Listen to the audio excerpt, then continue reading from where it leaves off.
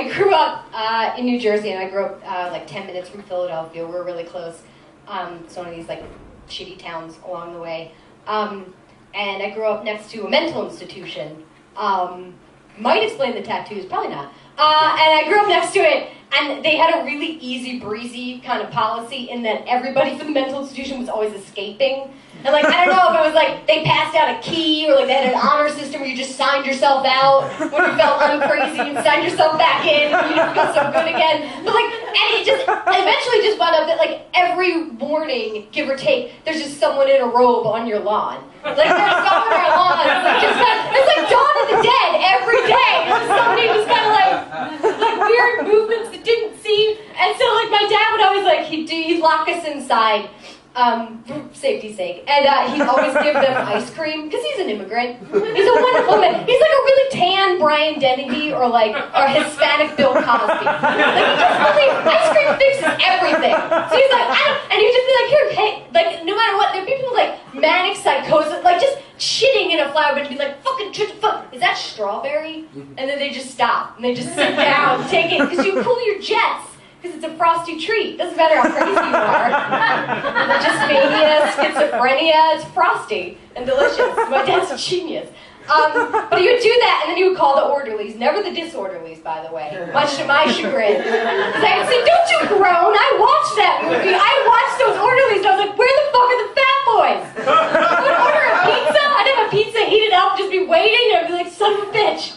Steve again, it's not the fat boys. I hate you, Steve.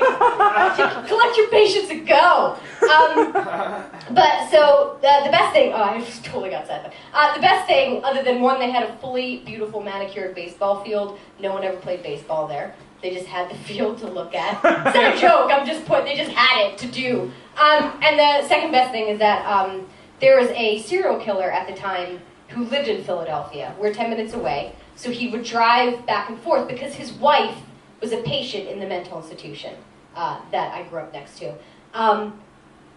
Maybe a serial killer. He chopped up women. Well, he's definitely a serial killer. He chopped up women. He killed them. They're dead. He was executed. He built dungeons. Here's what he would do. I should give you a backstory. His name's Gary Heidnik. He built dungeons. Yeah, you know. He built dungeons. He trapped kind of mentally deficient women and prostitutes, kept them in the dungeons, and then killed them. Because he's a serial killer, not a serial keeper. It's a collector thing. It's two different things. We got rid of him. But good husband. Say what you will. Good husband. Visited her like twice a week. He'd drive by, and he'd come see her. And that means that to get to there, he drove past my house like twice a week. And he'd never made a grab for me. And I was out there. I was a latchkey kid.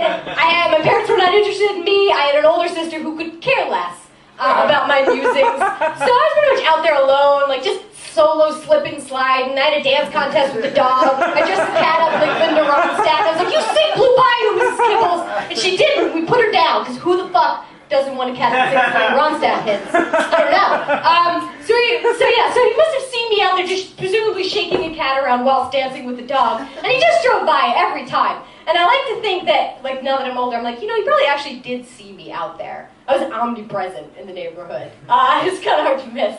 I was also the dirty kid with worms in my pocket and overalls. I was everywhere. I was the Dennis the Menace in the neighborhood without being cute, just would show up on your house and leave handprints. Anyway, he had to see me. And I was out there. People actually in the neighborhood were like, please wash your hands before you come inside the house.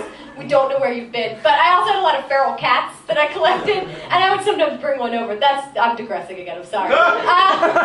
So he must have seen me, actually, there, cat in one hand. And he probably just drove by and was just like, every time just thought to himself, just like, oh my God, there's that fucking kid again. Like, where are this kid's parents? Like, what is she doing this week? Oh, she's baton twirling with a mop. Well, that's great. It's up in the air, and it's stuck in a tree. And now she's crying. That's great. He just like sunk lower so I wouldn't make eye contact with him, so he wouldn't have to get a mop out of a tree for me. He had women in his basement. He was in a time crunch. So he just drove on by. Because 8-year-old girls who look like 6-year-old boys weren't Gary Heidnik's bag, you know? That's why I don't have any dungeon stories, because this fucked up, like, artificial standards of beauty, Gary Heidnik. It's beautiful!